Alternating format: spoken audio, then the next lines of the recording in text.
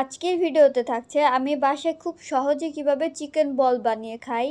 প্রথমে একটি বাটিতে কিমা করে নেওয়া মুরগির মাংস নেব। এরপর দিয়ে দিচ্ছি কুচি করে রাখা মরিচ। ঝাল কে কতটা পছন্দ করে সেই অনুযায়ী মরিচ দিতে হবে। এরপর দিচ্ছি টমেটো সস, তারপরে দিচ্ছি সয়া সস 2 চামচের মতো, বেশি দিলে ভালো লাগবে না। এখানে জিরা গুঁড়া 1 চামচের কম দিচ্ছি। অল্প করে ময়দা দিব, পরে লাগলে আবার দেব। দিয়ে দিচ্ছি গুঁড়ো করে রাখা পামরুটি, 1 চামচ লবণ, অল্প একটু লাল মরিচের গুঁড়ো।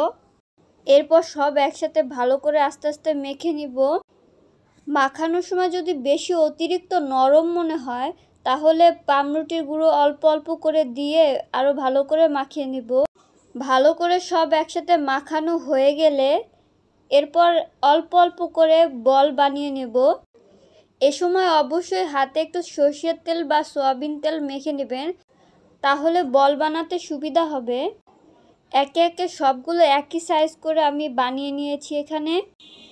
এরপর এগুলোকে আমি গরম পানির ভিতর ভালো করে সেদ্ধ করে নেব আস্তে আস্তে। দেওয়ার সময় এক এক করে দিলেই ভালো হয়, একবারে সবগুলো দিলে ভেঙে যাবে। খুব সাবধানে দিতে হবে, বেশি নাড়াচাড়া দেওয়া যাবে না। এখানে আমি 10 থেকে 15 মিনিট সেদ্ধ করে নেব।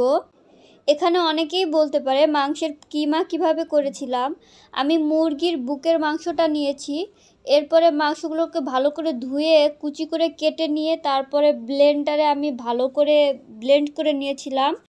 সেদ্ধ হয়ে যাওয়ার পর আমি পানি আলাদা করে নেব চিকেন বল থেকে।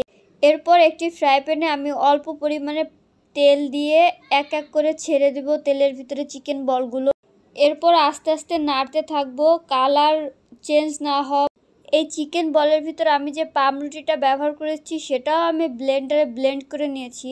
হাত দিয়ে যদি করতে যান সবগুলো ছোট বড় হয়ে যাবে, আর যদি আপনি ব্লেন্ডারে ব্লেন্ড করে নেন তাহলে সবগুলো একদম গুঁড়ো গুঁড়ো হয়ে যাবে, মাখাইলেও দেখতে ভালো লাগবে। সবগুলো বল যখন একটু লাল লাল হয়ে আসবে তখন বলগুলোকে নামিয়ে টিস্যুর উপর দিয়ে দেব বাড়তি তেলগুলো ঝরিয়ে নেওয়ার জন্য। এখন আপনি চাইলে এভাবেও খেতে পারেন একটা একটা করে, আবার ছোট বড় টুথপিকের ভিতর দিয়েও খেতে পারেন। আপনার ইচ্ছা মতো ডেকোরেশন করে আপনি খাবেন। এভাবেই খুব সহজে বানিয়ে ফেলতে পারেন চিকেন বল।